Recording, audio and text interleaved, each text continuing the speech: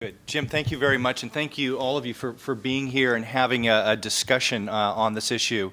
You know, one of the things I'm finding in this role, having come from the corporate world, is how valuable it is to have a discussion, to get a lot of points of view together, and then to turn the tables a bit and ask you to help us wherever you feel it's appropriate to share messages that we think, you know, are critical on a global basis. Just a brief intro. I used to work at Vodafone for 18 years. I started way back when it was Pacific Telesis, one of the Baby Bell phone companies that later turned into AirTouch on wireless and then later became Vodafone. And this role intrigued me quite a bit because of what telecom and the internet have become. One of the things I talk to my teenage kids about regularly is, you know, you kind of think about society and history and you think, what is it that our generation is going to give to others after us? It will be the internet. I mean, that will be our kind of lasting legacy of how we've connected people, how we've created information, et cetera. So, you know, as we approach the wicket, I wanted to share with you the positions that the U.S. has developed, the messages that we're sharing abroad, and a bit about how we think of success. And then I'll talk a little bit about the delegation that we formed, and I'd be anxious to get any questions, comments that you have.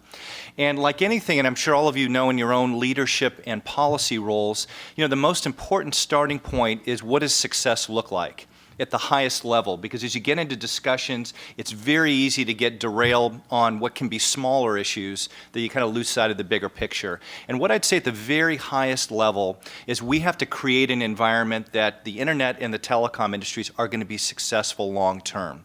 And that sounds very, you know, broad and general, et cetera, but it's a very important message because that environment, if it shifts, carries huge negative implications. It carries implications that traffic won't be shared, that people won't have rights to look at certain types of information, that people won't be able to communicate with one another freely, et cetera. So that at a very high level is what drives us. Now, what are the foundational items underneath it? The foundational items underneath it is the internet space is very different than the telecom space. And again, I've come from the telecom world, so I'm not per se the role model for how the internet is different, but I do know it's a much more distributed, global, dynamic environment, and it defies regulation for any one area because you don't have concrete, discrete, large traffic flows, et cetera. And so it's a very different environment, number one. Number two, that multi-stakeholder governance is the best way to govern. And is this an ideological point? No, it's not an ideological point. It's a pragmatic point. And it's a pragmatic point because the types of challenges, issues, diversity of challenges and issues is so great that no one organization, whether it's the ITU, whether it's a single government, that no one organization can effectively deal with issues of cybersecurity, of the right business models, about how traffic is routed, et cetera, that you need basically very talented, distributed organizations that have a multi-stakeholder model. And that's kind of foundational in all the things that we do. Now let me talk a bit about, you know, what we submitted, and also talk to you about CTEL, where I just got back from San Salvador. We had our first round of negotiations there.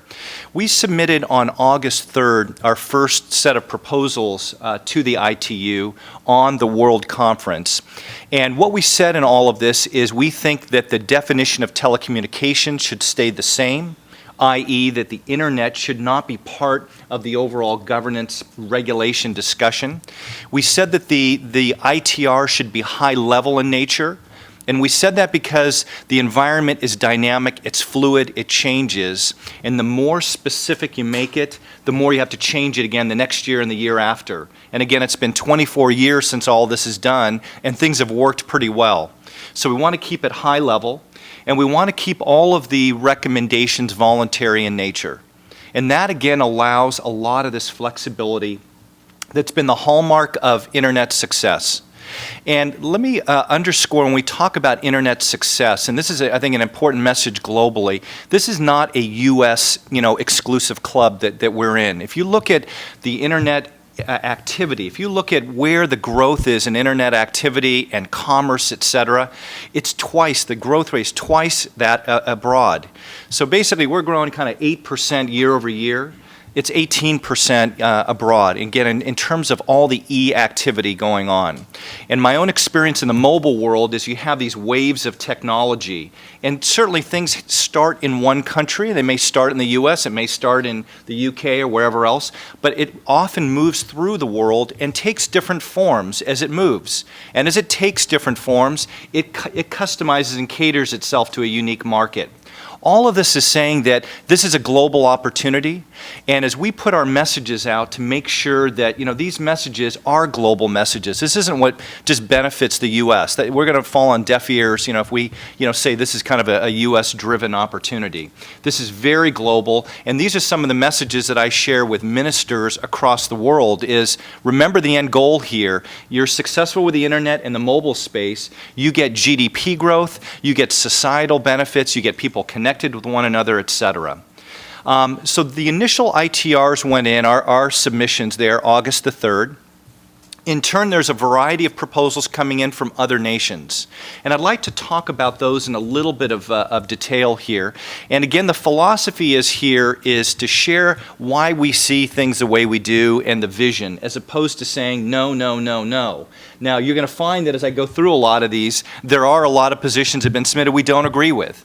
But it's not sufficient to say no, no, no. We'll isolate ourselves very rapidly with that argument. So let me start with a few of them. Number one, there's an ETNO proposal. This is a proposal coming from European telecom network operators.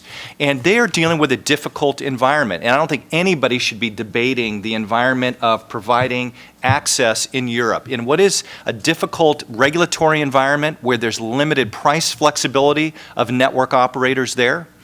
But unfortunately, a proposal has come in that has a very different solution to what is a commonly understood problem. And this, again, is a common theme, by the way. There's a common set of problems that actually we all kind of agree on, but the solutions are very, very different. And what they're proposing in this ETNO proposal is a sending party pays type price regime, which would say that people that are involved in content and application, when they want to send that traffic abroad, they have to pay a fee. It's the old termination rate model that existed with mobile operators that I lived with in my own environment. That has a huge, potentially negative effect on traffic worldwide. Certainly with people that are involved in content and applications, they're going to have to make some very measured decisions. They want to send their traffic certain places. But again, this is a global message. So if you're sitting in a developing market, do you as a regulator want to be responsible for traffic not getting delivered because people have made a decision this traffic, it's not economic to send? And this traffic is not just quote-unquote commercial traffic. This is universities that provide free online courses that don't have the resources to pay for the delivery. These are nonprofit organizations that do valuable research. They make the results of their research available.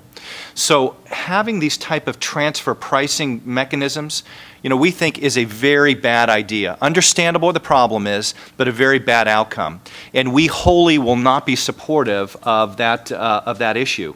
Now, what is the answer in all this? Because I think it's important to say, what is your solution then if you think that this is a problem? Liberalized markets over time have historically proven to be the best ones at work. Ones in the mobile space where there is competition, where there are spectrum awards, where there is a variety of options in the marketplace that then creates options. And again, I came from a company that invested in a variety of developing markets based on what those environments look like. And that then drove availability of mobile service and unique services. If you look at Kenya, look at M-Pesa, it's a mobile banking solution. It is incredible. At a Vodafone, it was part of the Vodafone business, that offering was talked about globally. All over the world, how do we launch that same type of service? But that type of liberalization and opportunity is where we see success. And when you have that investment, when you have those options, you create broad availability of service that then stimulates the economy, that then can feed off of free and unfettered internet, and you get a very positive cycle going. And so that is our vision. That's our view of how that goes. Now, we're going to need to spend a lot of time sharing, how we see these markets developing, what are the right business models. We should be doing a lot of best practice sharing, et cetera. But all of this is far, far short from saying you're going to set up a sending party pays pricing regime that at the end of the day would limit traffic. So that's kind of the first proposal in our view on that. The second one is on cybersecurity. And again, this is another one that there's a huge amount of agreement on the problem, that we need to make sure our networks everywhere, whether they're telecom networks, whether they're IP-based networks, et cetera, are secure. But having a proposal that mandates government activity or ITU activity on this, we think is a very ill-advised approach. Not because of bad intentions per se, but because it doesn't work well. If you look at the number of malware attacks, and maybe Bill or my colleagues here can talk about some of this as we get into it, there's 67,000 malware attacks a day, doubling in the last 4 years. The types of threats to the network is increasing at a geometric rate. The ability of any one organization, whether it's the ITU or any single government, is not a practical solution. We very much believe you have to have a lot of organizations taking on the issues, talking like we are in this forum here, and addressing those issues real time. And wherever the government, in fact, the U.S. government's got a lot of great work going on. The Department of Homeland Security does very interesting work in this. The Department of Defense does great work in this. They share a lot of their practices with a variety of nations. But the message is, similar to the internet itself, the solution needs to be distributed and customized based on what the problem is and who has the problem. And mandating a formal solution we think is not a good idea. I can also say that there are cases, and we'll get into traffic management in a minute, that seemingly innocent proposals we are concerned about are a slippery slope to some very bad outcomes. The more rights that we create for governments to manage traffic, to look at what traffic is going, opens up the opportunity for content censorship. And all the things that we fundamentally believe in terms of human rights and free speech are violated in that. And is that the beginning stage, when you see a proposal and say immediately there's a violation? No, but you've set a track that allows that to happen. And that is very, very concerning. So there's a series of proposals that have to do with traffic management that says, listen, the environment today where you have 40,000 networks, you have 425,000 unique global routes everywhere that has driven costs down for traffic delivery, 60% over the last few years, that now is going to get into a mandated regime where we're going to tell you how the traffic needs to get routed. It increases costs. And it also, again, opens up the environment for inspection of data that's there, deep packet inspection as it's called. And again, we fundamentally are not in agreement with that. Delighted to have conversations about how do you deal with cyber threats. That's a very real, credible issue. But taken to the next level, we leave ourselves open for a violation of what we think are human rights is something we aren't going to go along with. Roaming, mobile roaming. Mobile roaming is a big issue, and it may feel a bit tangential to the internet, but it is a very big issue in a lot of countries. I just spoke yesterday at the US TTI, which has got a series of emerging market ministers. It was the #1 issue that got raised, because you have a lot of governments either that feel their markets are too small to negotiate effective rates and are concerned about sticker shock, bill shock with mobile users. So big problem. It absolutely, retail rates in international roaming are an issue. But our view is you need to advance transparency. You need to make sure users are aware of what the rate plans are, how much their usage is, when they get to certain caps, amounts that they spend. But governments getting into the business of saying a rate is appropriate or not appropriate, to us, again, is a very worrisome sign, because it's a difficult task for somebody to get into rate regulation. And coming from the mobile operators, I can tell you on the naughtiness side, if somebody says, hey, listen, your international rates are going to go down, they're going to find a way to get the money made up some other way. And whether that's raising domestic rates, whether that's raising handset prices, there's some other makeup that happens. And then, you create this problem of not solving the original issue. So we've shared, listen, we're all in favor of transparency. We think that's a very good approach, but don't breach the line of getting into rate regulation. Not a good outcome, very difficult to manage. So those are the main positions. Let me talk a little bit about latest events, developments, et cetera. In terms of our U.S. communications, I want to underscore the criticality and the extent to which all of you share your own views, the criticality that we engage in a dialogue with other nations. It is very easy on issues we feel very strongly about to get strident about these issues, to get into a non-discussion oriented style. That, in my own read of the different players we're working with globally, that style will not work. As a matter of fact, we will embolden people that don't hold a lot of the views we do.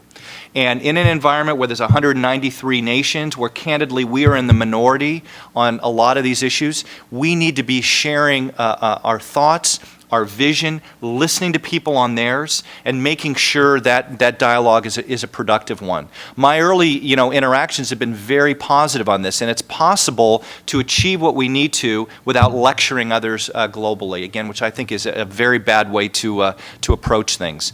As we communicate, I think we have to keep putting forward what success looks like. And one of the things I shared yesterday at the U.S. TTI meeting is, listen, as leaders in our economies, whether we're government leaders, whether we're corporate leaders, et cetera, do we want to have it on our watch that we got into a bunch of micro debates, this versus that, and ended up sacrificing what is a vibrant sector, the internet sector, the telecom sector, that has a disproportionate effect on the economy. And if we keep putting forward, let's keep all the positive activity moving, I think that is something for people, difficult for them to debate. So as we engage, very important to have a dialogue and not to lecture others. That doesn't say we're sacrificing our views. The other thing I would share is there's a series now of bilateral discussions going on and major meetings occurring where now we're in the process of sharing our views. I was in San Salvador last week, and we had a very good set of discussions with our colleagues in the region that we're part of. So we're in the region that is the Americas, includes South America, Central America, and North America. And this is the area where proposals would come forward, in essence, from the U.S., but from the region. And net, we got success there. We got success on several areas. We had put forward 2 proposals on cybersecurity that in essence say we shouldn't have cybersecurity be part of the ITRs. There's a vision statement with that. There was also kind of a carve out of specific areas we think are absolutely, you can't get into them, et cetera. And we got support. We also got support for the definition of what agencies are bound by whatever the ITRs are. And this is a big issue, so we identify what we call recognized operating agencies. These are agencies that, in essence, provide public communication services. What it excludes are government networks and private networks, because we think those really shouldn't have to be subject to a set of regulations. A lot of the government networks, as an example, are involved in humanitarian relief, they're involved in emergency relief activity, et cetera, and they shouldn't be bound by what would be onerous restrictions. So basically, we said, we were going to get, we got progress on cybersecurity, on traffic management, we got success. So we basically said traffic management, it should be subject to commercial agreements. There should not be mandated routes there. We also got success on mobile roaming that says we are going to advance transparency, but it's not, the wording is not going to involve rate regulation in what we're doing. And finally, there's a provision on maritime accounting that says that satellite-based communications companies that provide emergency communications, that they're going to get reimbursed by government agencies if they're providing that service. So we're not going to create uncertainty for people that are providing, in essence, 911 type services. So are we pleased coming out of CTEL? Absolutely. But I would underscore in all of this, this is, we're at first base on a very long match here, and we need to be winning over a lot of other players. And believe me, there were plenty of other, nations within CTEL that weren't in agreement with us, but we had a majority in our favor. I'm going to be next week in Ghana. There's a African Telecommunication Union meeting, sharing a variety of views, having bilateral discussions there. There's a series of meetings in Geneva as well coming up soon after that. Then we go to Asia, then to Europe, et cetera. So there's a variety of these meetings where, again, we have to share, our views in a variety of venues.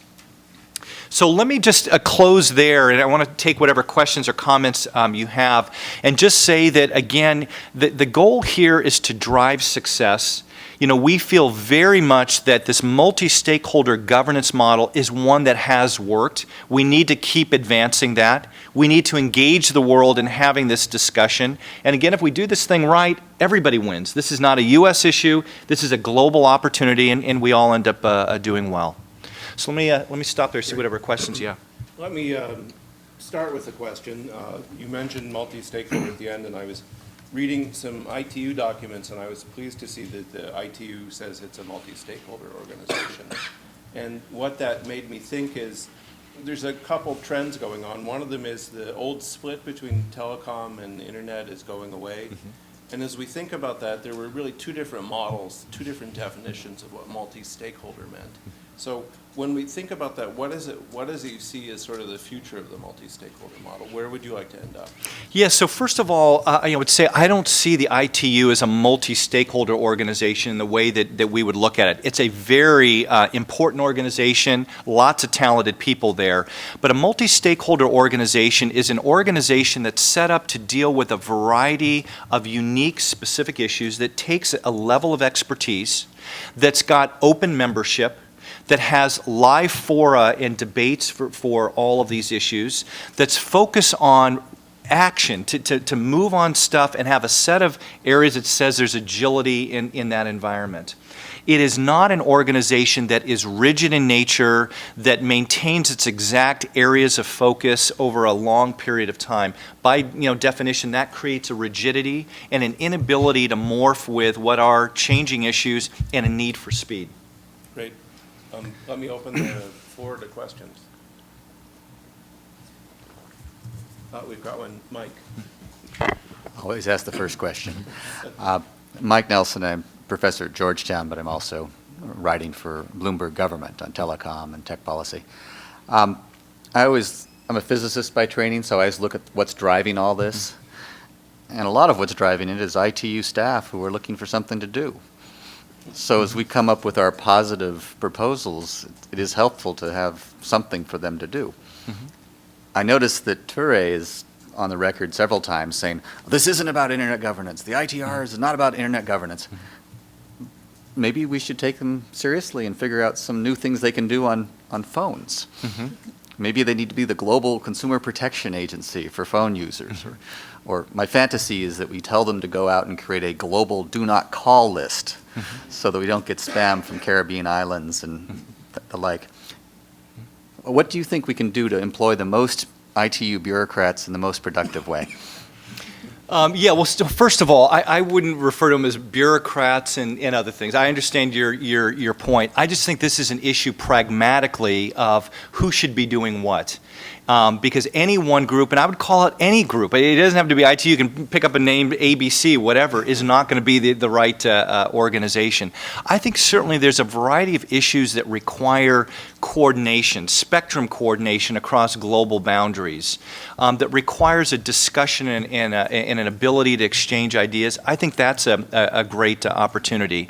I think the ITU, I think if you were to ask them, and you should ask Commodore, I think one of the big issues that is on their mind is how do you make broadband development pragmatic and work in developing markets. And I think that's a legitimate issue. I wouldn't dispute that in any way. They're saying, listen, there's a big traffic demand and growth, and they're still wrestling with how do you get access economically to end users. So I think that is a very legitimate issue. The problem is the solution actually doesn't solve it that they're putting forward. So I think having a discussion, and I raised this at the US TTI yesterday. I said, listen, we all agree on the problems here. We don't agree on what the solutions are. Let's take the ITU out of the mix right now because that is a very polarizing topic. Not, again, the ITU per se, but any one organization that has a rigid mandate, et cetera. And let's have discussions about what are effective models for broadband build. IBM just invested with the Kenyan government and is bring a whole research and development center there. Let's look at what Ghana has done and Kenya in getting successful broadband development. They've done a great job. Brazil has done a great job in this. What was it uniquely that they did that maybe hasn't happened elsewhere that would advance it? I think that discussion is a very important one. I don't think they should be the monopoly provider of that discussion, but I think that type of discussion is very helpful. But I think when it gets into the issue that you relayed at the beginning of your comment, which is somebody's trying to kind of take things over to do a land grab, that doesn't look good. It makes you question motives. And again, let's just be pragmatic, forgetting who are the players involved. It doesn't work. And we're all going to lose if it doesn't work. One there and one. We got 1, 2, 3. So. Thank you. David McCauley with Bloomberg BNA.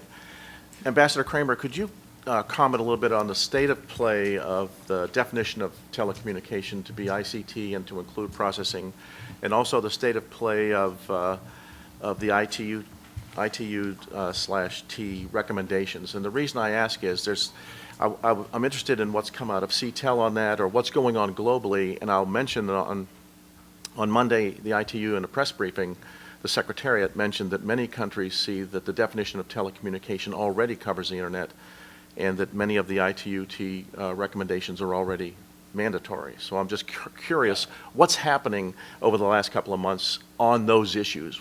Where's it going? Yes, so first of all, it's a great question.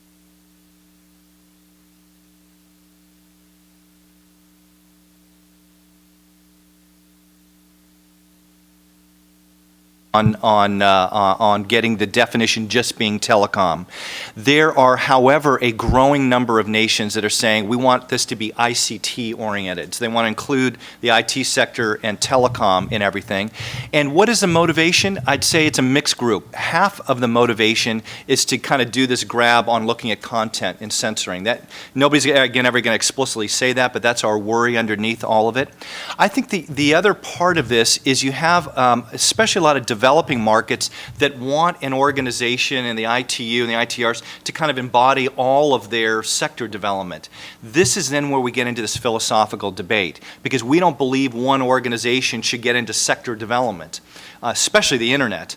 And so we're saying, listen, we agree again with this development focus, but the ITU should not be that organization. And so we've been pressing very aggressively on that. So far, I'd say it's early success. We'll see how it plays. I was in Dubai last weekend, last weekend, and I can say even there at the Arab State meeting, there's a lot of discussion about ICT. And again, we've shared our point of view. Hamid and Toure, has made a good promise and commitment that, again, we're going to make sure we keep having that dialogue about what that commitment was. But that says that the outcomes here are going to be consensus-oriented, that there's not going to be a vote, because votes create winners and losers, and I think that's a great message of his in philosophy. And that needs to be the tenor and spirit here.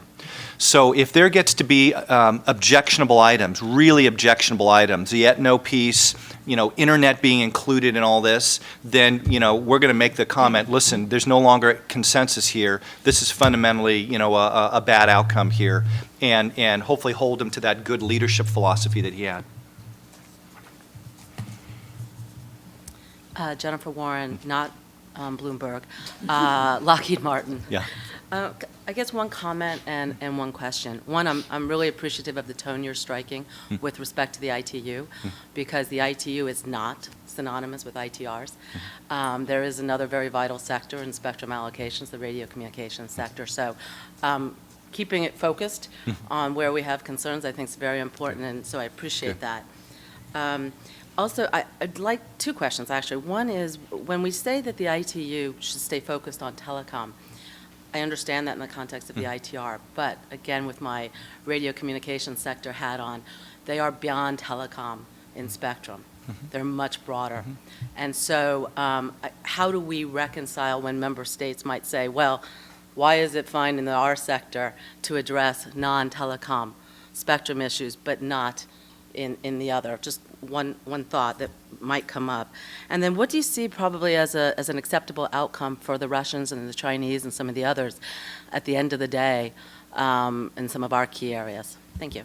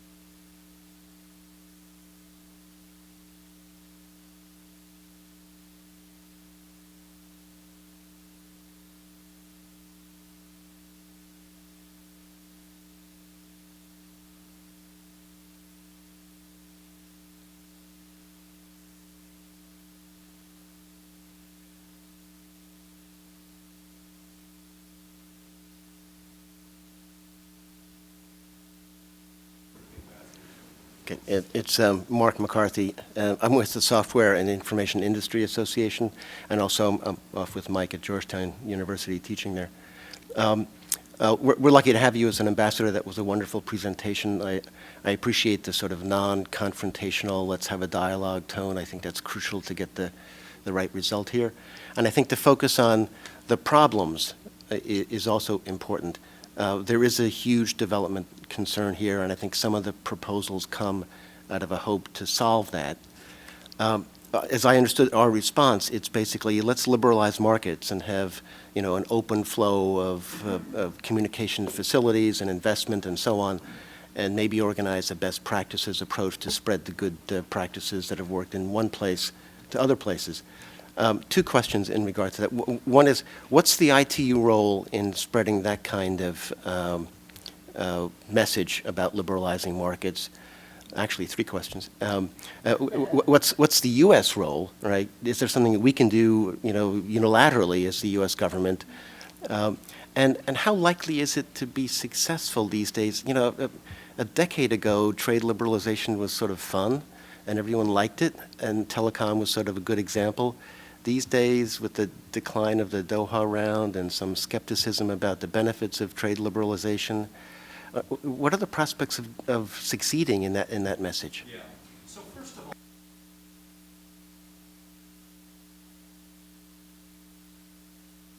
liberalize and things need to look different, et cetera. You have to fundamentally believe that the internet looks different in different places. This is my own Vodafone experience. There isn't a common model for every place. It says, this is how you do it, cookie cutter, and we're going to go implement that in a variety of places. It's got to look different in different places.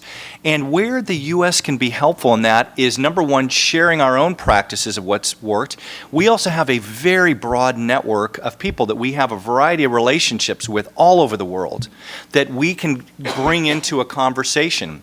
But my message in all this is we are one party out of many that should be having this. And the ITU should be having this conversation as well.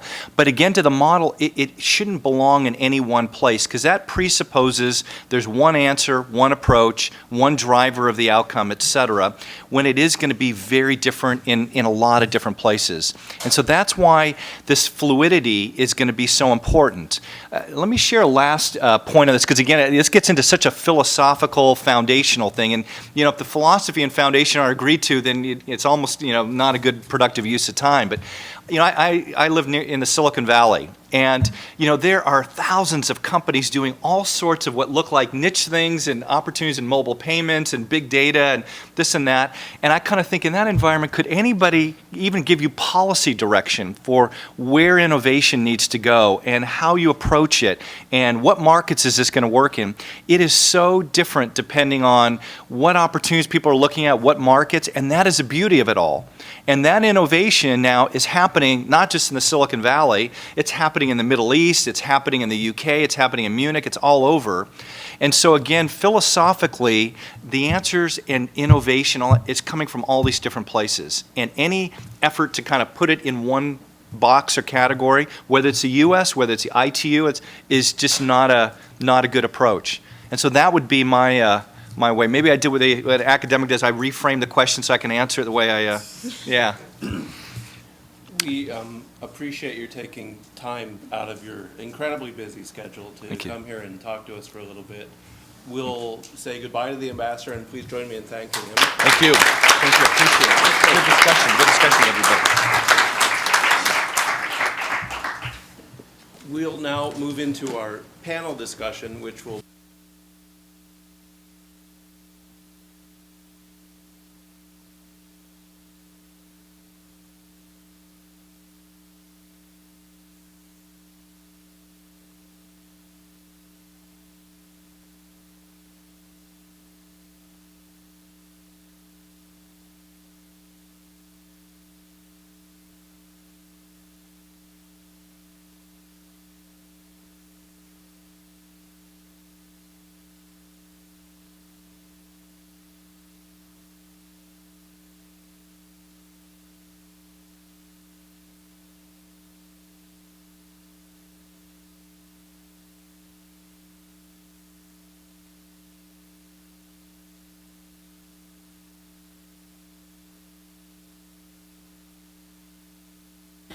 I was hoping to go last because I'm sitting last on the table, but now, couple of comments. As some of you may know, but I'm one of the internet pioneers in Bulgaria. We started back in 1990, actually.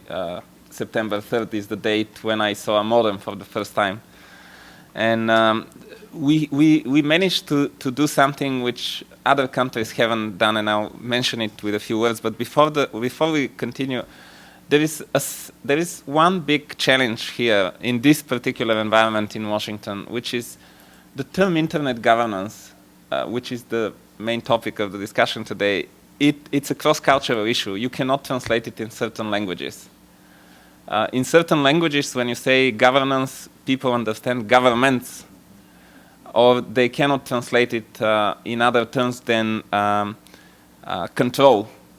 So we have to be aware of that fact, and it's unfortunate because when I was part of the Bulgarian governmental delegation to the first WSIS, the World Summit on Information Society, and we were in a dead end where a Swiss diplomat, Markovski, who now works for the Internet Society, came to a room full with governmental officials and said, look, we cannot have the WSIS taking place in Geneva because we have not reached an agreement on basically what are we going to decide as a final document. And we created a working group on internet governance.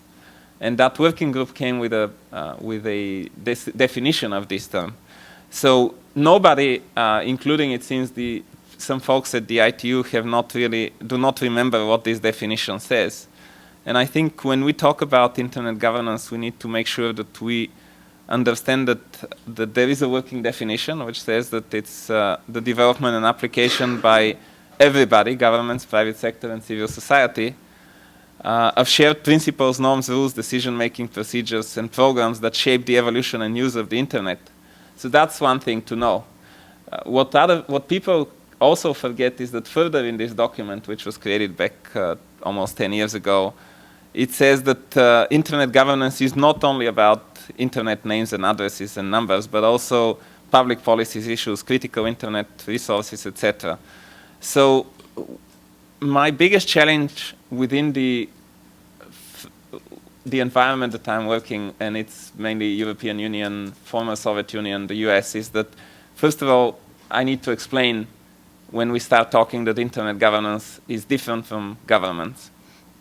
Secondly, we talked here about liberalizing the markets, and I agree this is a big issue, especially in the Western world, but what is more important is liberalizing the legal framework. So what we did in Bulgaria 10 years ago was that, more than 10 years ago actually, in 1999, we just went to the government as civil society and business, and we said, look, you can control everything you want, of course, you're the government. And since then, the telecommunications laws say that the government controls names, numbers, and addresses, except internet names and internet addresses. They still do control of internet numbers, which is, it's called ENAM, and the ITU actually runs it. Have anybody heard of ENAM? Yeah, a couple of people. Because, I mean, I always joke it's because the ITU runs it, but I'm not making anything about it. But, so the government doesn't interfere, and the result is stunning. For anyone from the US, we have, the population of Bulgaria is 7 million people, so approximately New York City. There are 2,000 internet service providers.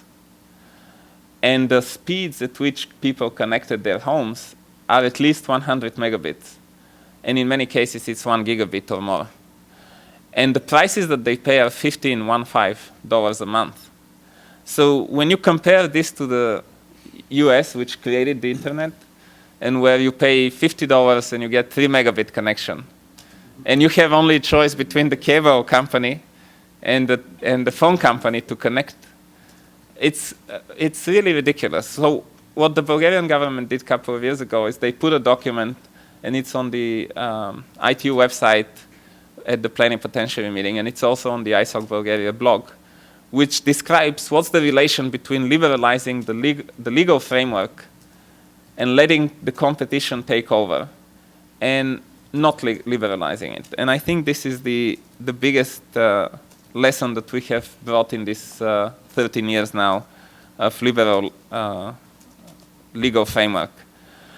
Now, there was a question here about, I mean, I don't want to go into details on the ITU because I think the ITU is not just, it's not the beginning, it's not the end of this discussion on internet governance. It's only one step in it.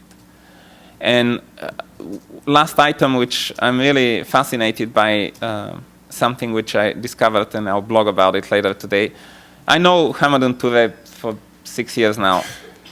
And it's interesting to see that in 2006 he said, and I quote, "I wouldn't want to see the ITU trying to take over internet governance." And then he stressed that he was intent on protecting the agency from the political football internet governance had become. And then last year, he proposed himself, Mr. Touré, proposed to Prime Minister, then Russian Prime Minister Putin, who is now President of Russia, that how can they establish international control over the internet using the monitoring and supervisory capabilities of the ITU. Now, this is a quote from a transcript from their meeting. This quote you won't find on the ITU website, but you can find it on the Russian government website. And then to Bloomberg BNA, he said a few days ago, I guess, or a few weeks ago, internet governance as we know it today is about domain names and addresses. And because in the beginning I told you what's the definition, you can clearly see that there is evolution. What you can make out of it, I don't know. It's up to everybody to decide. But I think the discussion on the long-term strategy on internet governance should not be limited only to the ITU. People are fascinated now. There are hearings at the US Congress.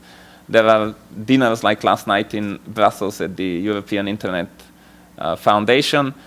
And there are proposals that come on the table, which to me are, you know, as somebody who has built the internet in a country, I can say that the proposals of the ethno are just funny. I mean, if they would come to us, and in fact 12 European Internet Society chapters send a letter to ethno, basically saying, look, it's great you're putting down proposals, but here is why it's not a good proposal. But it's such a waste of time. We should be rather sitting and thinking how to improve the model of governance of the internet in order to make it more accessible for people, to allow competition, to allow people to pay less, get high speeds, and instead we are arguing about some proposal by some organization, whatever it is, at an big international treaty organization meeting. Thank you. Thanks. Sure, thanks. So Jim's right, I have been involved in the internet in one way or another for many years. I started using the internet in 1979, mostly for email, and that was when machines would dial up at night to exchange information, unless you happened to be at one of the the connected sites. And the world's changed dramatically since then, but there's some things that haven't changed, in my opinion, and that is that the internet is free, open, and generative. The endpoints get to decide what happens, not the network. That's very different from a traditional public switch telephone network, where the network has the intelligence and you have dumb devices. Looking at the people around the room, there are at least some of us here who know that this is not a phone. This is a highly advanced computational device that masquerades as a phone from time to time. Phones are the things where the hand crank and a dial. So for those of you who have never used a dial phone, that's a phone. These are the dumbest devices you can imagine, but at the time, in 1870, or with the telegraph in 1840, these were highly advanced devices. Okay, groundbreaking, technologically advanced, providing access to information in an unprecedented scale in their time. Okay, and the ITU has managed those and interoperability and interconnections for over a century. Okay, That's the scale of that organization. The ambassador had mentioned that, what is the legacy we leave? Well, I would say it is the internet.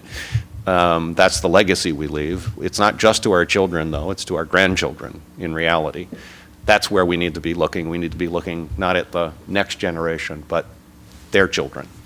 Because some of the things that we are doing, certainly at the ITU, but even in internet governance itself, will have impact in decades, quarter centuries. They're the time frames we need to be thinking in. I think there's broad agreement between industry, civil society, and many governments around the world on the general issues around what the internet is and its governance, about being free, open, and generative. There's very little disagreement among many. There are specific disagreements, specifically or mostly between, I think, state-level actors. And I believe that state-level actors actually are the biggest long-term challenge to internet governance. And that's state-level actors and their surrogates. Okay? And in the current climate, that is the ITU. The ITU has gone and they had a press conference the other day, and they're denying that they're looking at, they're looking to take over the internet or control the internet, which reminds me of a Shakespeare line, methinks the lady dost protest too much. This is the third or fourth time that the ITU has found it necessary to proclaim that they are not interested in taking over the internet in, I think, the last year or so. So the state-level actors and their surrogates I think, are the problem.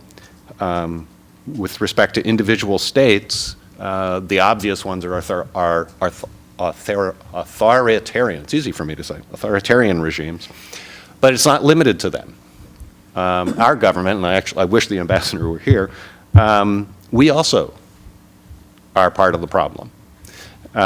We don't have a coordinated policy on the internet, right? Look at SOPA, look at PIPA, look at domain takedowns, either by DHS or Justice. These things damage us in the international arena in significant ways. And while they may be appropriate in isolation, they are not necessarily appropriate in a coordinated policy setting. And they actually make it more difficult for us in settings like the Wicket to engage in diplomatic efforts to advance a free, open, generative internet. We could look at Brazil as an example, though, of a slightly different model. They have an internet steering group, has participation from broad cross-section of industry, civil society, technical experts, and also representatives from the government, where they discuss issues about the internet. And they came up with a set of internet governance principles, very similar, I would say, in many regards to those that came out from OECD a little over a year ago. And they may not have a totally coordinated policy, but they have a group where these issues can, in fact, be discussed. And I think the U.S. could benefit from that in terms of setting policy and have discussions amongst government agencies, et cetera, before any individual agency takes action that might damage some other aspect. It would be I think it would be a good thing. Little lower level than that issues are actually a lack of understanding and participation from the corporate sector in internet governance. Many corporations do not understand what internet governance is, not just other cultures. Corporations don't. I am fortunate. My employer does understand, or at least certain individuals within the organization understand, and so they employ me to work on internet governance. We actually need many more internet companies to participate. If you go into many of the settings at ICANN, the regional internet registries, the UN IGF, the ITU, there are very few internet companies that actually participate, in my opinion, over time. And worse than that, you then have companies who are not internet companies but have a significant internet presence who don't see this as an issue and consequently don't participate. Use as an example, if I were to go into just about for any of the corporate members here, any of your CXOs, and say, who is your domain name registrar? All of them would look at me, I believe, and say, I have no idea what you are talking about. Why is that important to me? Right? And this would include well-known internet companies. They would not know who their domain name registrar was. That's a lack of understanding about internet governance. The ambassador had also mentioned cybersecurity. So where we are now, and I come from the security side at PayPal. We clearly have an interest in security. We have large teams that work on these issues and cooperate on these things. For us, cybersecurity, the issues we care about and deal with on a day-to-day basis are malware, botnets, distributed denial of service attacks. Social networks are becoming an issue, significant issue. Mobile. Attacks are coming in on mobile devices now. We believe that cybercrime and those crimes that have direct financial impact, account takeovers, those types of things, should be addressed. We have a white paper out that's been out for a while. It's on our website, suggesting some things that could be done there. What the ITU is focusing on is what was in, actually before the Tunis agenda, the first WSIS meeting, is spam. There are proposals to put into the ITRs that would codify and state that member states and others should fight spam. I still get a lot of spam, but I have spam filters on my local machine. Our corporate networks do. The problem actually has largely been addressed. It's not going to ever go away completely, but there are things that have been done. It didn't require the ITU to become engaged. Efforts continue. We've just put out there's some specifications called at dmarc.org for signing email, and they are used by mail providers like Gmail, Yahoo, well, Hotmail doesn't exist anymore, so MSN, and other providers to say, well, okay, if a mail purports to come from PayPal, but it isn't digitally signed, then I'll go back and I'll look up in the domain name system in a DNS registry to say, what should I do? What does PayPal want me to do with that message? And frequently we'll say, or we will say, and our policy is, tell us about this. Let us know who is pretending to be us, and we'll take action. And there are other things that can be done as well. My point on that is that work has been going on spam for a decade or more now.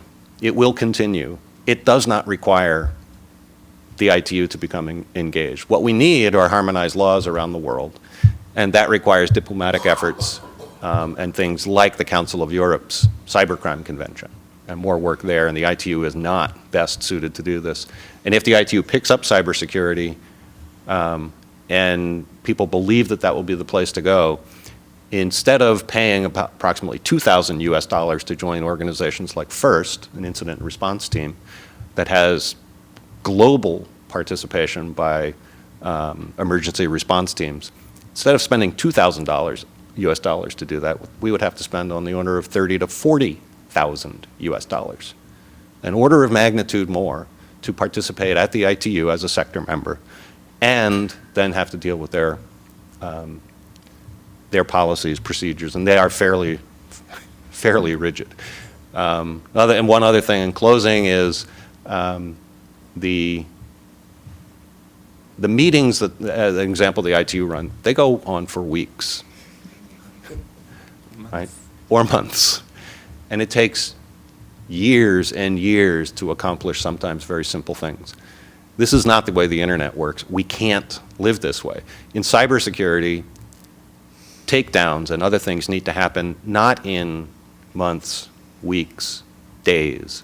We need things to happen in hours and minutes, okay? On the distributed denial of service attack, if we can't take action, right, sometimes within minutes, sites go down.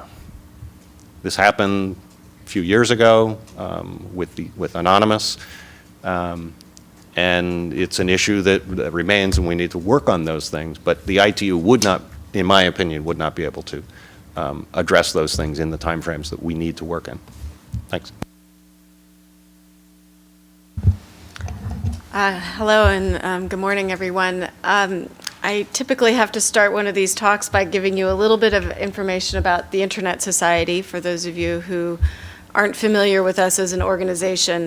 Veni spoke, and he leads one of our local chapters in Bulgaria and is a good friend of the Internet Society.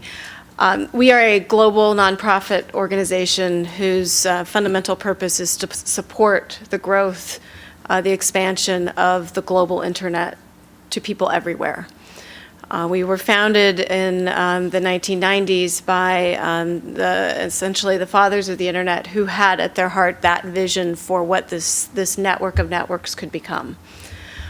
We are also the home of the Internet Engineering Task Force, which is the technical body that develops the standards and protocols that make the Internet that you rely upon work.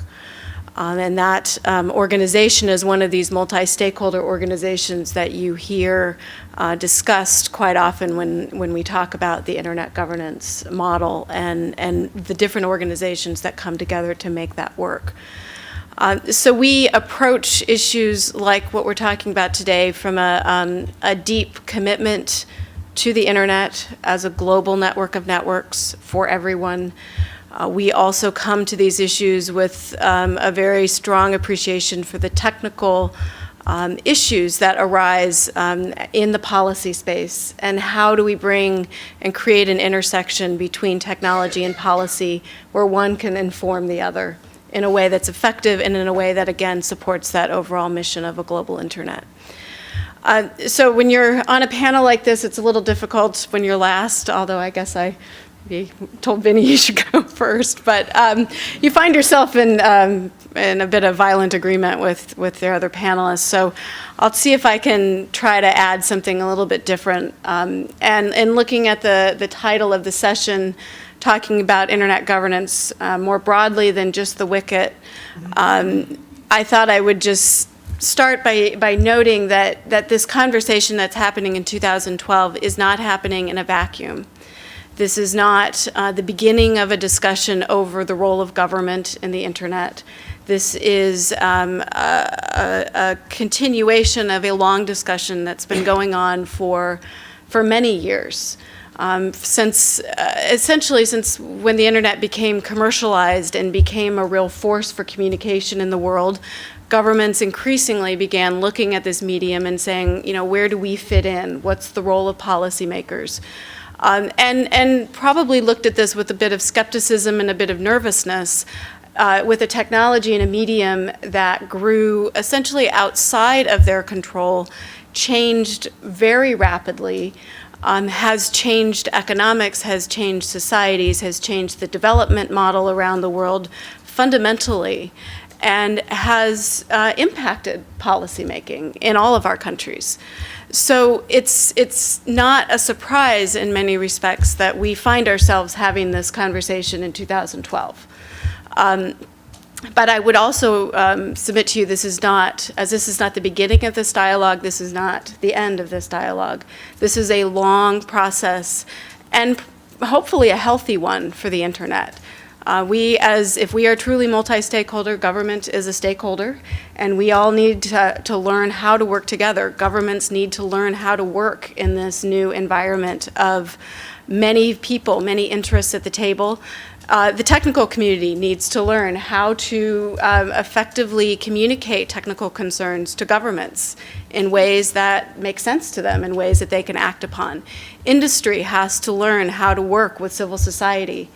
And so multi-stakeholder is not easy, and we're not at the end of that road. And WCIT is, in some ways, a very difficult conversation to have because it's regulatory, because it's a treaty environment. But I think what we can do as a community is draw on some of the lessons that we've learned over the last decade or more of these dialogues, apply them to the WCIT, but also look forward beyond that and see what lessons we have to learn from the WCIT itself and the discussions that have come up. And one of the things that I I try to do when I talk to groups like this is to say, it's important to look at the drivers for what's being proposed. There are a lot of very disturbing proposals. The ambassador talked about a number of them, and we are, as the Internet Society, very concerned about the direction that this treaty conference could take us, and what will be the impact on the internet going forward. I don't want to understate that. But in looking at what are some of the drivers, there certainly are countries that are looking for more control. And that may be a natural instinct of governments, is how can we create order where we perceive there to be chaos. But in some instances, and in many instances, there's a very simple phrase I heard yesterday at USTTI, it's just too expensive for us. We're trying to figure out how to bring connectivity costs down in our countries.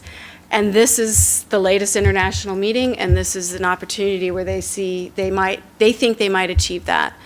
The message that the Internet Society is trying to deliver is we don't see this treaty as the solution to some of those problems.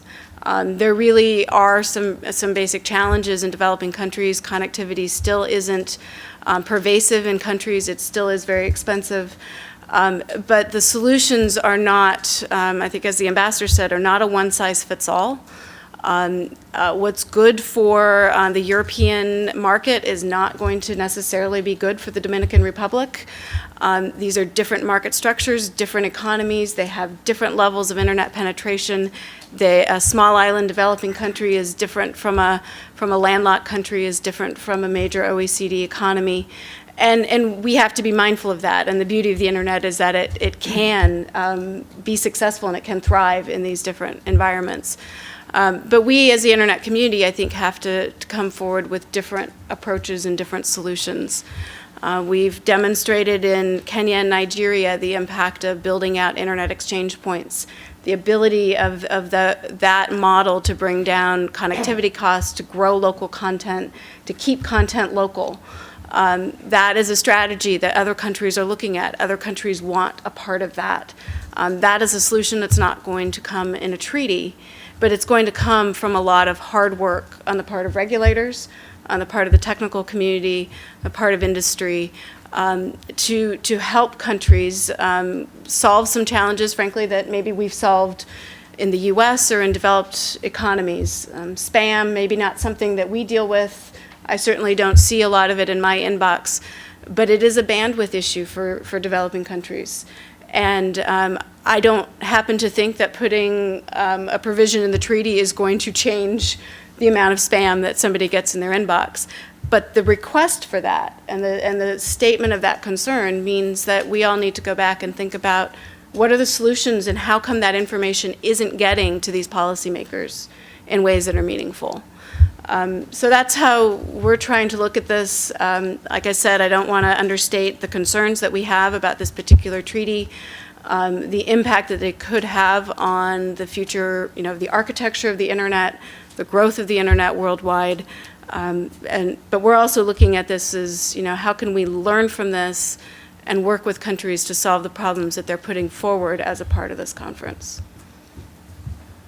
Thanks, Sally, and I'll start with the first question to warm you guys up. I will say I kind of miss spam. I used to like the more creative ones. It was fun, oh well. So when I get a good one, I always save it, and I forward them. Yeah, I forward them on and say, hey, this is really cool. Look at this one. My question is a little bit more. It has an assumption at the beginning, and that is that the status quo is untenable. Right, and that we are going to have to evolve in some way in thinking about how we govern, and I take Veni's point, the internet. And I do see competing agendas. So I was in an ASEAN meeting last week, and more than the authoritarian countries were concerned with content control. This was supposedly on political military norms, and 5 countries had content control in their slide decks as part of their approach to cybersecurity. That was really interesting to me, and some of these were democracies, right? So we have competing agendas. I think that we've got strange desires perhaps on the part of some international organization. One thing to do is to sort of stall while we figure out how to evolve, but if you accept that we need to evolve in some way while maintaining the good things that we've gotten out of the current model, what would that evolution look like? Don't all speak of. Well, your question is actually very interesting because content control exists everywhere. There is no country which has no content control in one way or another. Let's take the oldest democracy, so to speak, France. There were cases like given 10 years ago between France and Yahoo on certain items being sold online at Yahoo auctions, which are illegal to even advertise in France. The question is, though, could there be a 193 countries agreement that we're going to implement content control based on international telecommunications regulation? And I would argue no, because that's the wrong way, and that shows that some people don't understand how the internet works. And that's why they go and say, oh, we're going to take down domain name, or we're going to take down IP address. And I think this is the fundamental problem of the civil society and the businesses, that we do not educate enough our governments on explaining how the internet works. And I'll give you an example, actually very funny example, because a couple of years ago, we were having public arguments with the late now Ambassador Kisrawi from Syria at the ITU, who was arguing that internet is more expensive in Syria because they don't have enough IP addresses.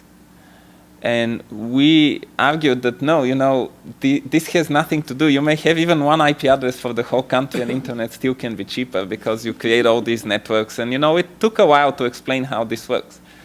And his assumption was, though, based on lack of understanding of how the internet works. And once we explained it, it was very easy to then move on to another topic which needed also explanation. So my thinking is that we really need to put a lot of effort in educating not only governments but also experts to national parliaments, because they're the ones to decide to define the laws. And when you have a law which says, well, the only way of content control is to control the domain name system, obviously that's lack of understanding how the internet works, because you may have actually websites without a domain name which may have a lot of content which you don't like, but if your law address is only the domain name space, then you're not covering that. So that's my 2 cents on this. Sure. And I agree with Veni. I don't know of a country that doesn't have some form of content control. I'll point in the U.S. to attempts around SOPA and PIPA, which were focused outside of our territorial boundaries. But where we have an issue around content, we shouldn't attempt to address it through technological means. Don't fault the medium, right? If you want to control the content, you have to fault the actor. So if we were to talk about paper, and there was some content that you don't like that someone has produced, well, then we would say, well, we need to do something about printing presses, and they shouldn't be able to print this content, right? And how would the printing press know that this is objectionable content and therefore shouldn't be printed? You have a policy problem, and you're attempting to find a technological solution to it, which, as a computer scientist, I look at this and my head just hurts. What you need to do is go after the actors, which is what was done in the France and Yahoo case, and there are plenty of examples even today where that is happening. Disagreement between the royal family in the United Kingdom and France, right? That's a content issue, and it was dealt with not technologically but through legal means, and that's how these issues have to be dealt with. And in regards, I think the other part of your question was, we have to evolve current situation. We are evolving. Steve Crocker, the chair of ICANN, is here. ICANN has evolved over the years. The regional internet registries evolve. Their policy manuals change by people participating in them. The IETF Okay, ISOC, there is evolution. The ISOC board is redoing bylaws and things like that. Things are happening, people are participating, and these are the institutions that make the internet run, and that's where the work needs to occur to come up with the evolutionary processes that, and make the changes that we need to ensure an open, free, generative internet on a going forward basis. We need to stick to the principles. I think I was going to say so much of what Bill just said at the end. You talked about the evolution of models, and I would challenge whether we're running in place. I don't think we are, and in fact, I think just speaking from quote unquote the internet community perspective, there were a lot of lessons learned from the World Summit on the Information Society. Governments and the UN came forward very clearly in that process and said we have to figure out how to internationalize things, how to make these processes more accessible. And I think the internet community has come a long way since then in recognizing those concerns. As Bill noted, ICANN has done a lot of work. The IETF is doing a lot of work in that space.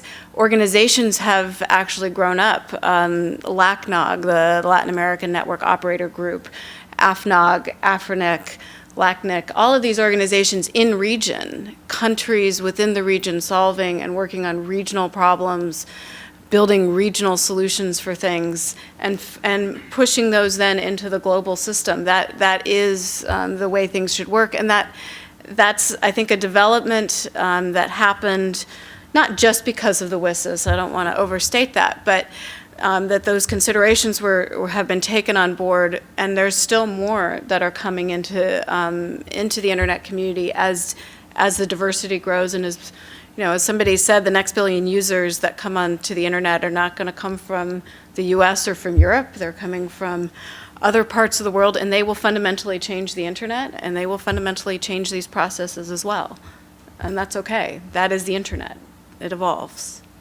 Okay.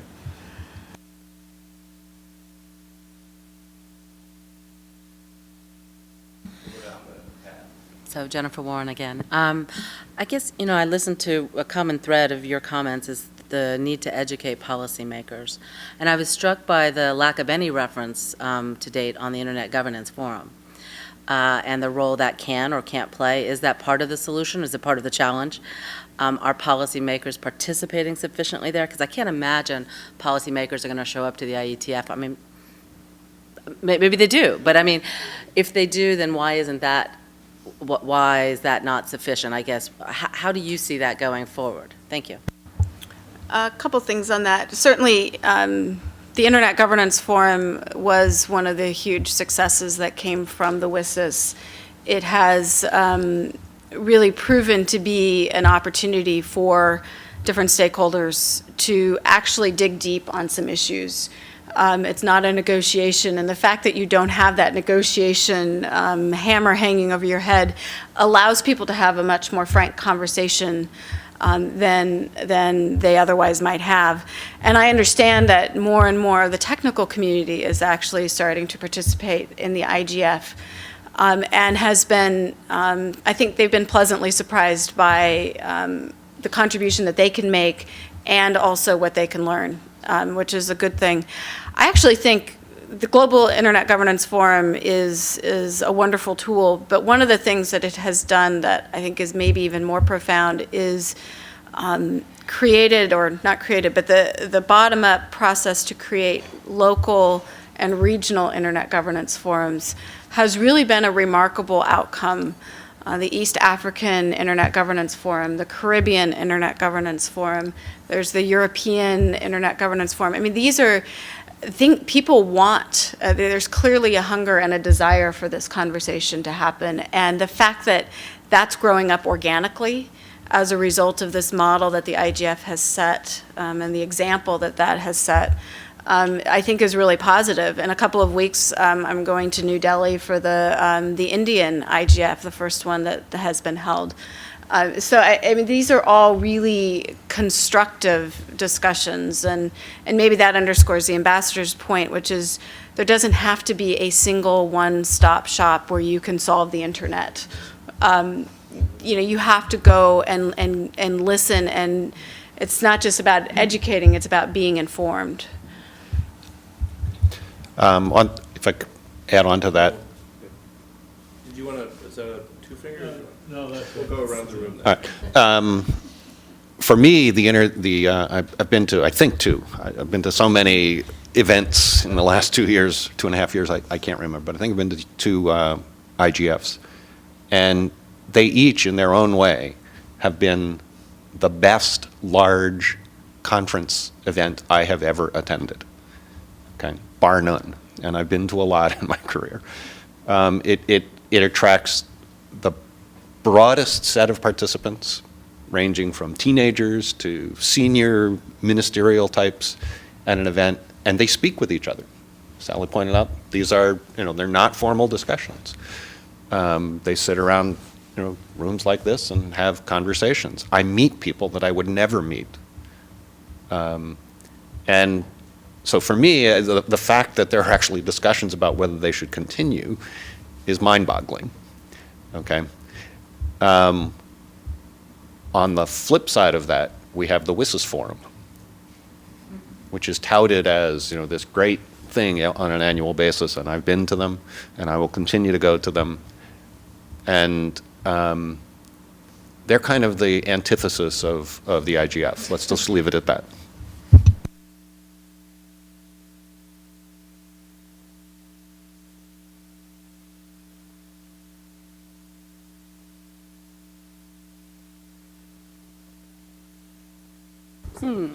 Thank you. I'm Courtney Vaughn with the Vaughn Group, and my question really is, in the context of the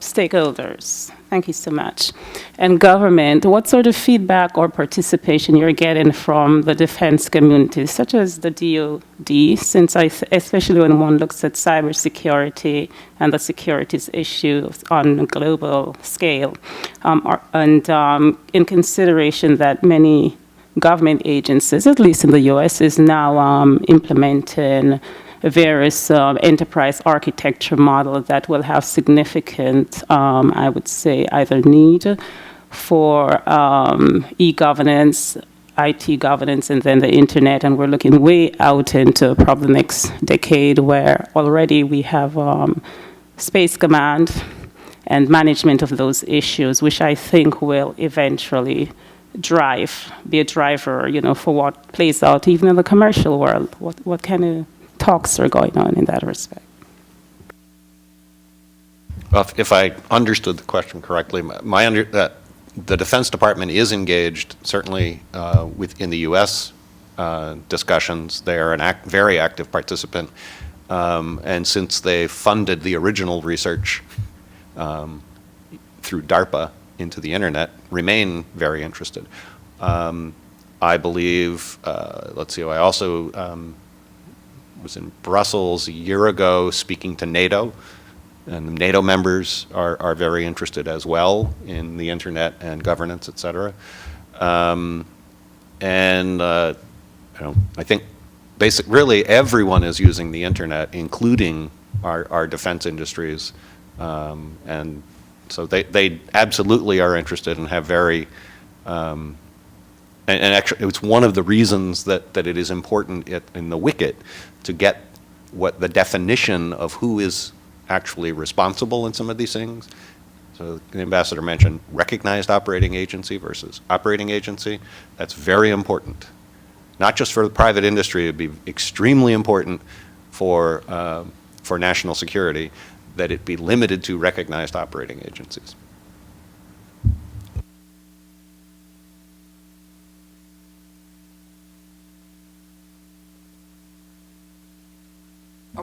We're doing this. So I'm wondering if you have suggestions about what industry might do to make it more attractive and easier for nations to take action regionally rather than looking to the ITU for a simple global solution to their concerns, such as reducing costs?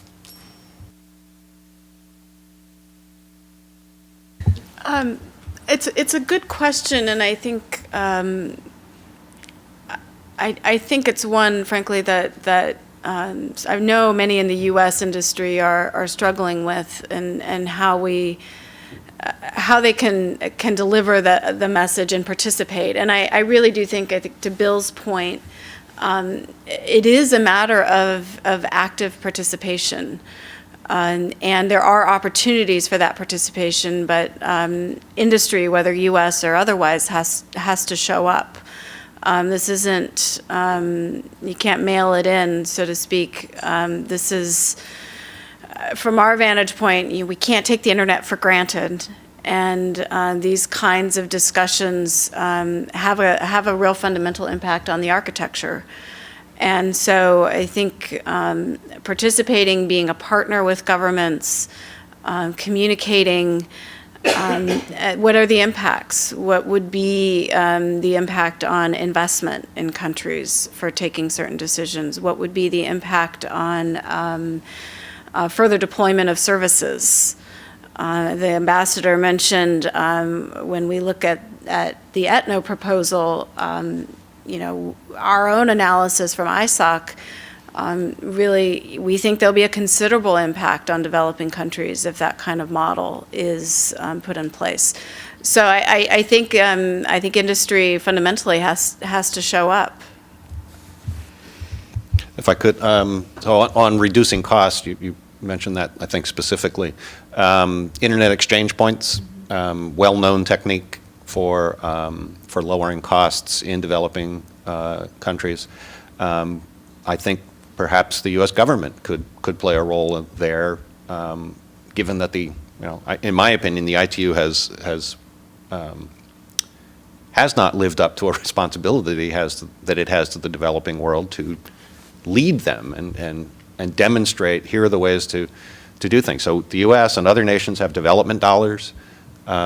If we are serious about getting better internet access at lower cost to these nations, we could put development dollars toward it. We could work with industry, which we already do. I believe, I forget the number exactly, but some of the large internet players, through content delivery networks, we employ them. PayPal and eBay employ them. Google employs them. They have their own. Others use these networks. And the numbers are fairly dramatic for certain players. They're in the 50 to 75 countries around the world. That reduces costs because the access to the content is localized, as opposed to having to go out through some international route, some circuitous route to find the content, to bring it back. And then because of the way the charging models work, transit charges, et cetera, it ends up being expensive to get the content. Well, move the content closer, lots of good things happen. Yeah, the companies, the content delivery networks, or the companies themselves have to pay for access, placing servers there. It develops an industry, facilitates development of other local content and an industry around that. It's a growth engine. That's really the types of things that we need to do, not looking at ways to charge people thousands of miles away to say, well, that's going to help us improve our infrastructure. That it's actually going to have exactly the opposite impact from what the claim is in the developing world. In the developed world, in the first, for the first world states, yeah, it might transfer some dollars. But there are other ways to address that problem. I would then just say that this brings me to the point where many countries who do not have the necessary information go to the ITU to ask for information, and they get answers from the ITU which are incorrect. A few years ago, there was a big paper published by the ITU Secretariat on Internet governance, like 55 pages. And about a dozen or more governments send a comment of like 7 pages comments, which were basically saying page 1, paragraph 2, wrong. Page 2, paragraph 3, misleading. Page 4, etc., etc., etc., and they were all wrong, to the extent where the conclusion was the paper is so wrong that it cannot be edited. You guys should just write a new one. Now, this made the Secretariat very unhappy, but at the same time, you can see how when you don't have enough right information, people can just be misled. And it's not necessarily because of content control or any other kind of, it's just they don't know it. And another example which I find extremely interesting is there are about 4 and something billion IP addresses from the version 4 existing. And the version 6 IP addresses are trillions of trillions, thousands of trillions, whatever, trillions of trillions, nobody knows. But the size is basically, the size is, if the IPv4 addresses are as big as a golf ball, the size of the IPv6 addresses is as big as the sun. Not the way we see it, but as big as the sun. So a few years ago, the ITU said, we want to provide IP addresses version 6 to developing countries. And they said, we need 1 trillion IP addresses to do that. And it sounded big compared to the 4 billions, but what they didn't know was that the smallest segment that an ISP can get consists of 18 million blocks, and each of them is 1 trillion IP addresses. So what they were asking was actually impossible to give. But that only shows you that when you have no right information, you may just reach wrong conclusions. And one of them is how to lower the prices, and you put the relations in terms which just don't make sense. And for the engineers, and I think there are several engineers here, for them it's like, but it's so obvious. Why can't we don't even need to go and explain it, it's obvious. Well, you know, the governmental officials are not engineers. They may come from like studying Russian philology, you know, or language and literature, so they ended up in a governmental job. Or they need to get some explanation, and that's where the part comes not to the IGF only, as the question was, but the part comes to a long-term educational effort. ISOC is an ideal entity to actually lead something like that, where you just go and talk to governments face-to-face. You organize meetings, and you don't count on 1 meeting a year which will solve all the problems. Veni, I like your reference to government people are not engineers, but they tinker with the machine nonetheless. With the kind of results we're talking about. I'm Steve Crocker. I'm here in my capacity as chairman of the board of ICANN. I'd like to introduce Tarek Kamel, who's just joined us as part of our leadership team. He's famous in his own right. I suspect many of you know him. Internet Society, founded the Internet Society in Egypt, and I hope I don't get this wrong, Minister of Information Technology in Egypt, and now a key member of the ICANN staff. And in fact, we've just gone through serious evolution in our own right, in our leadership, and we'll go through a continuing evolution in our posture. So I appreciate it, Sally, you're mentioning us, and one of the key things I think that's relevant to today's discussion is that in the past, ICANN has attracted a rather large amount of attention with respect to internet governance, and I think principally for lack of any compatriots. We're the only one. I often have this image of being a small structure in a vast desert, and everybody just sort of glomming on to us as because there's nothing else around. But I truly believe, and to everything I can do to steer things is that ICANN has to be just one of the multiplicity of players in the internet governance space, and I particularly look to the Internet Society for leadership in many, many areas that ICANN is not, could not, should not be taking the lead. One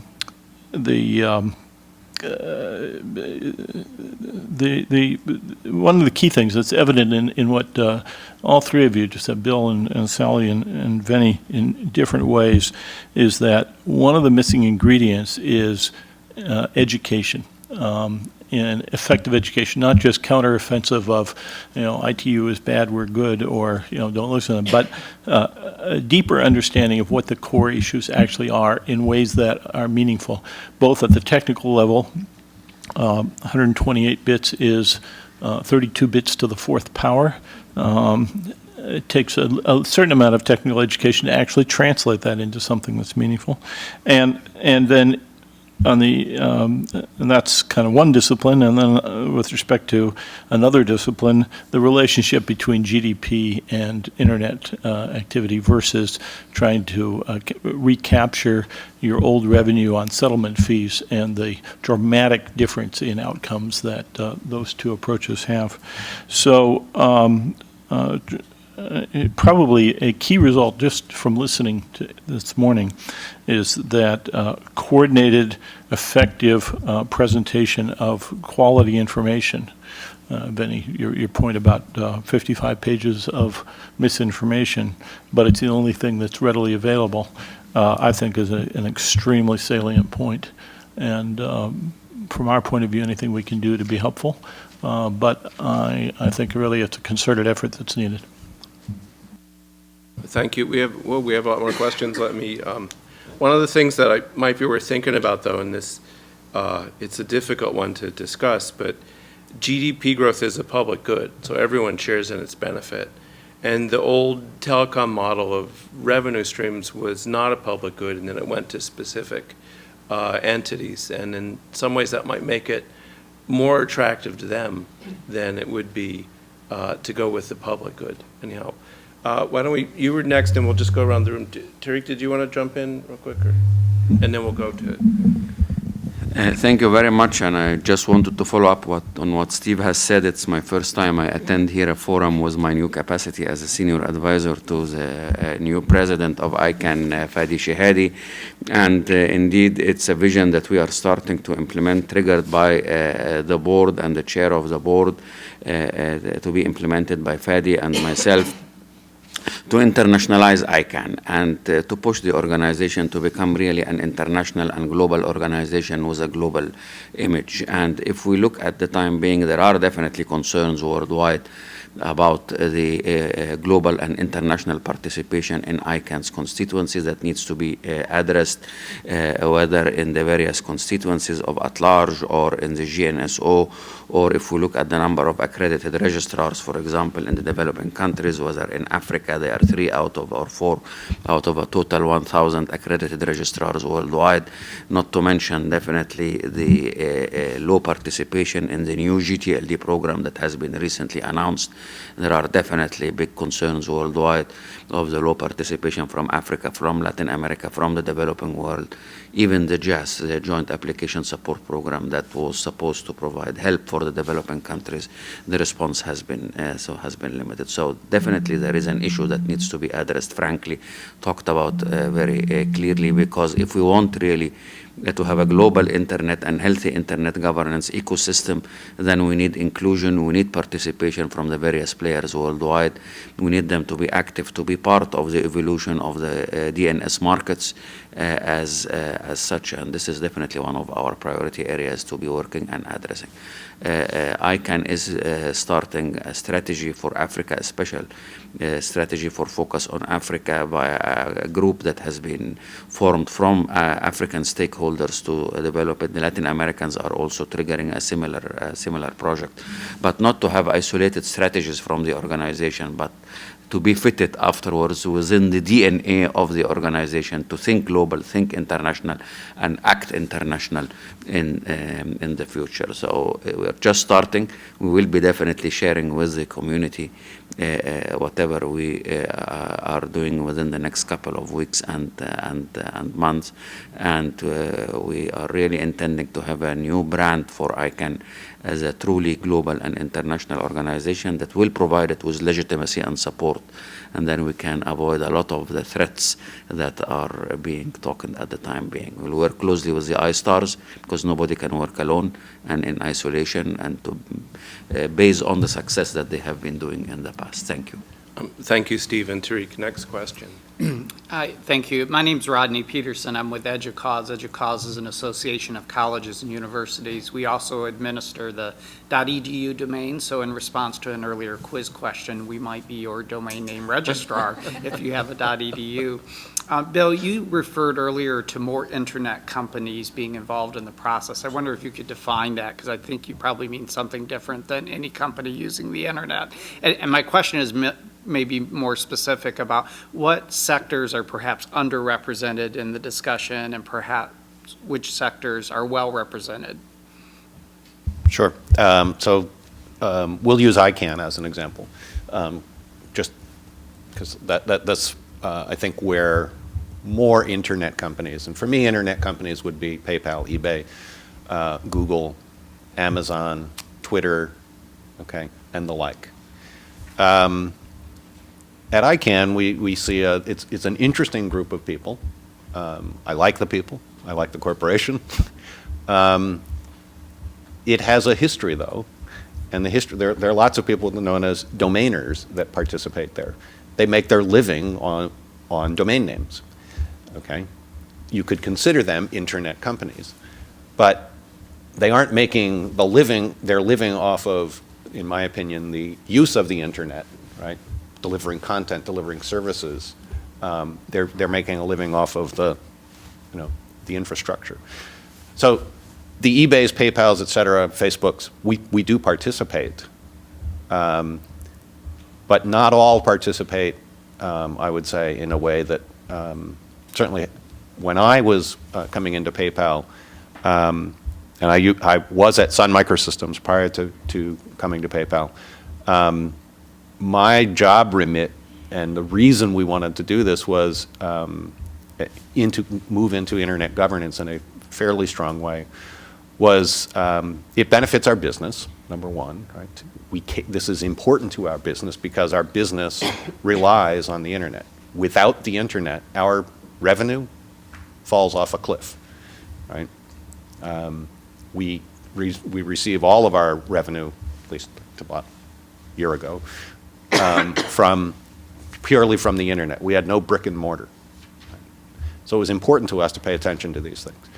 In addition, and at least as important, was a belief that we have a responsibility to give back to the community.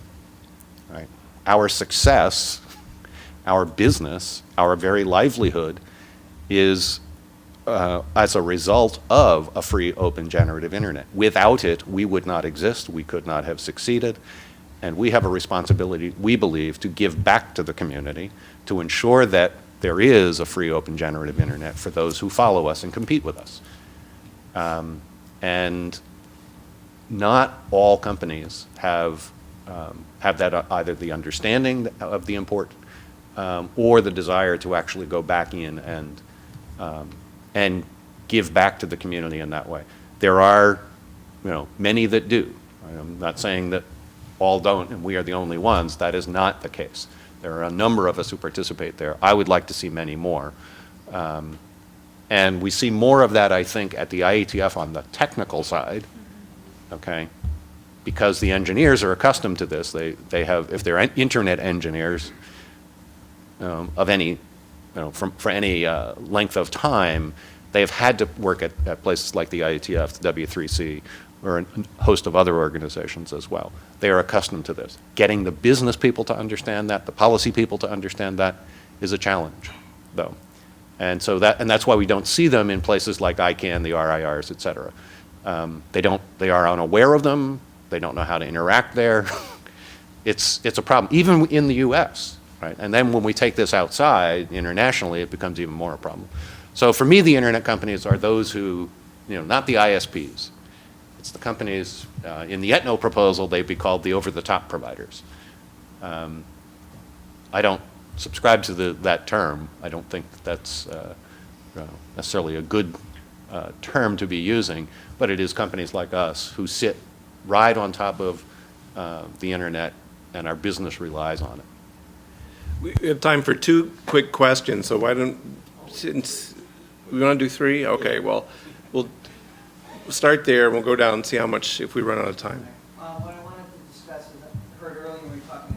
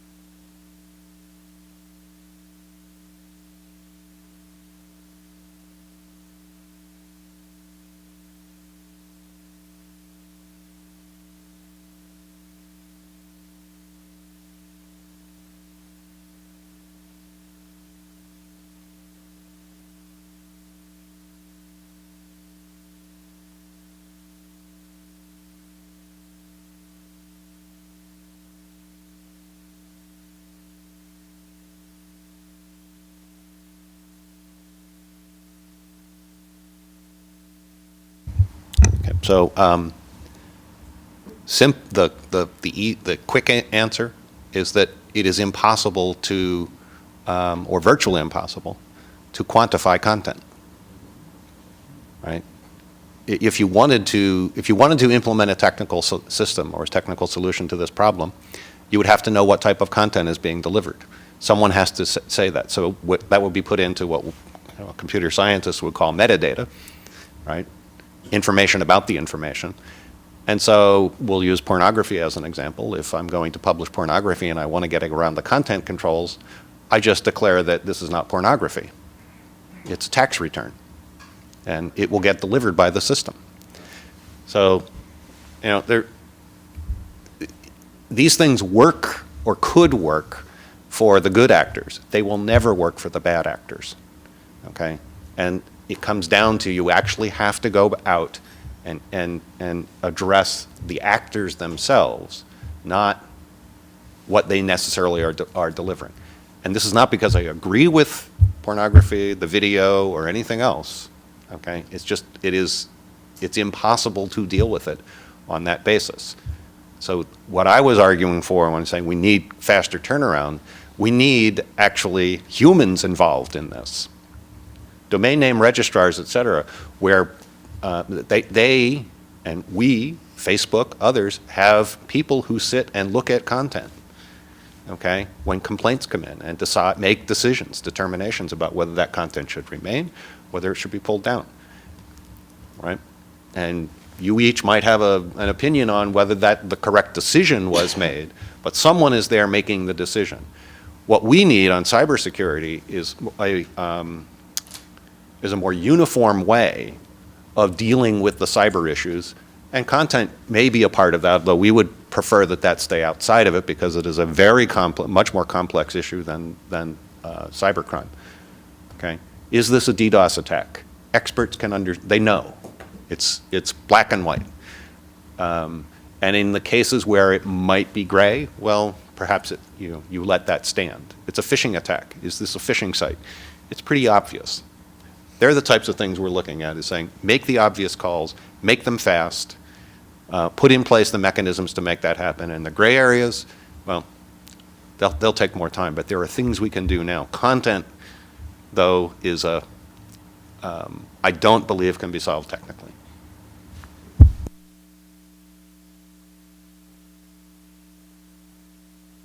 Sorry. My name is Tim McGinnis. Some of you know me as McTim. I've been doing internet governance since before the term internet governance was around. And I'd like to, I guess, follow up on that one. I think Bill is absolutely right. It's just not possible to cover every single corner case. So, for example, this case you talked about, Google can't write algorithms to cover some very, a silly movie that was made. You cannot program your computers at scale when you have 24 hours of video going up onto YouTube every single minute. You can't do that with humans. And you can't write code to cover every single corner case. It's just not possible. But I wanted to follow up on your question as well and give Sally a chance to talk about what the Internet Society is doing in Africa with the recent African Union EU funding in terms of regionalization, and bring up one other point. You asked about what companies are doing. Well, I've just spent the last decade in Africa, and Google has put in caches, as Bill was talking about, in both Uganda and Kenya, where I lived, and we saw growth on a scale of 2 orders of magnitude in both of those places at the internet exchange points. So once you get that content to be cached locally, that's when you can really talk about bringing the prices down.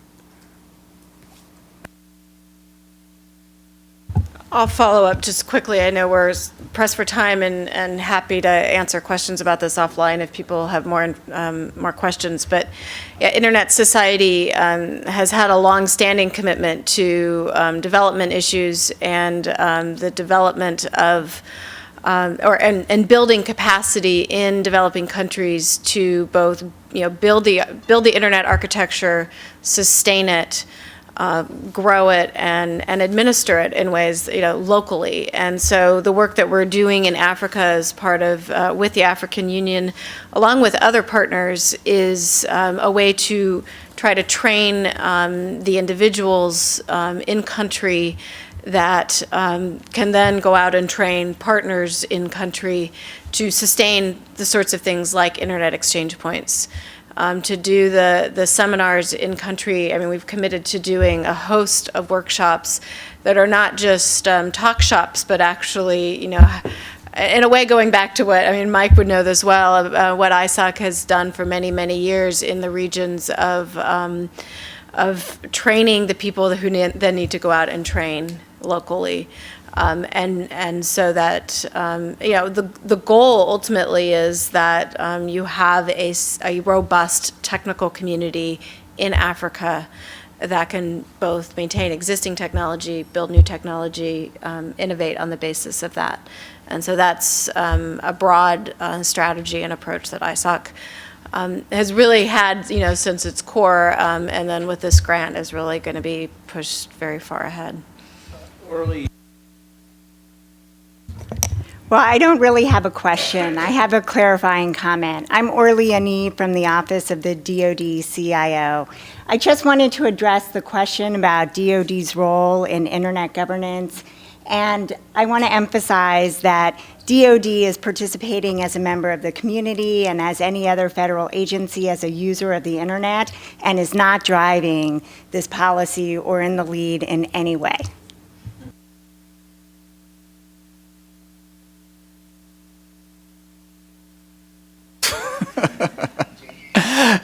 This is a very quick one sentence question, mostly to Veni, and I wish Tariq were here because I would have asked him as well.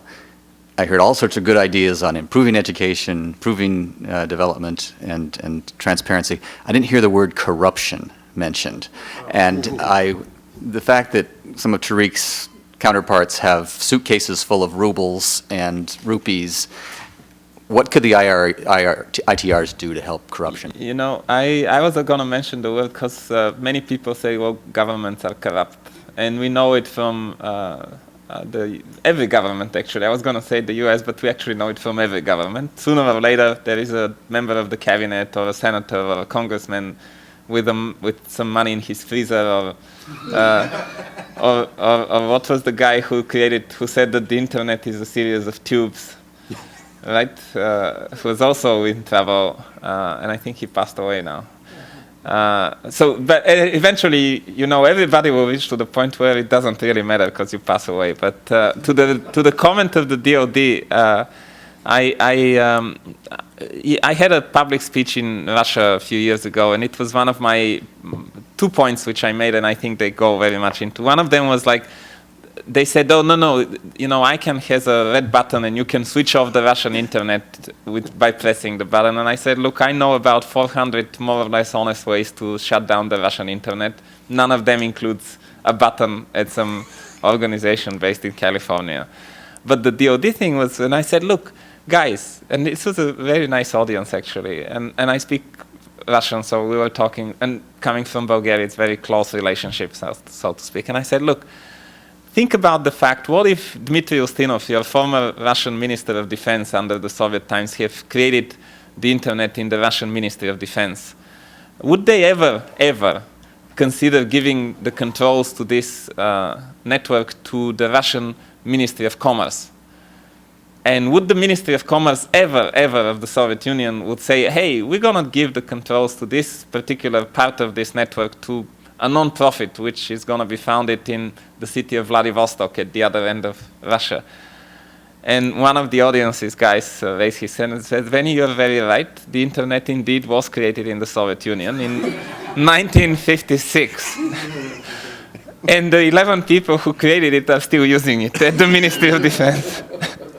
So I think, talking about cross-cultural, you really need to put it in perspective. Because there is no way for any other government to think about, or maybe there is a way, but we haven't seen it, that they will give up something which is so critical, infrastructurally based, to the community.